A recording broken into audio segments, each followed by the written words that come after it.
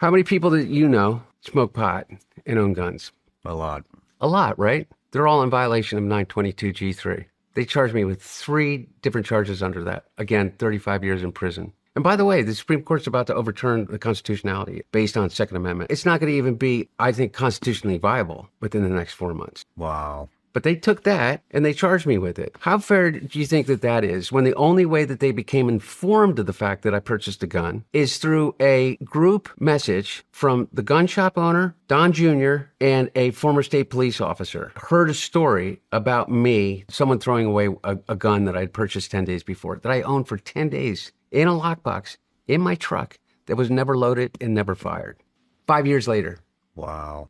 And that's how that came about? Yeah. They spent 3 years investigating whether you did any drugs when you bought that weapon. They never found that I did drugs when I did that weapon. You know what they did? They put me in front of a jury and they played the audio version of my book. I talk about my addiction during that period of time. I may have been an addict in the past. Am I addicted to or a user of a controlled substance right now? If I went to your range and fired a gun? According to their standard, I am, and I will forever be. Have you had or do you have friends that have struggled with alcohol, illegal substances, that have owned guns during that period of time? Yes, I do.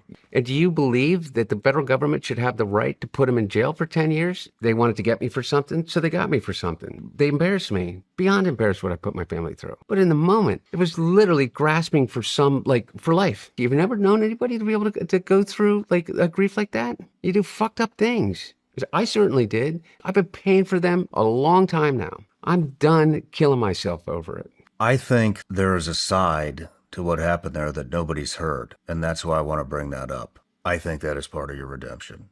I think people need to hear that. Yeah, maybe. I think it's going to change a lot of opinions.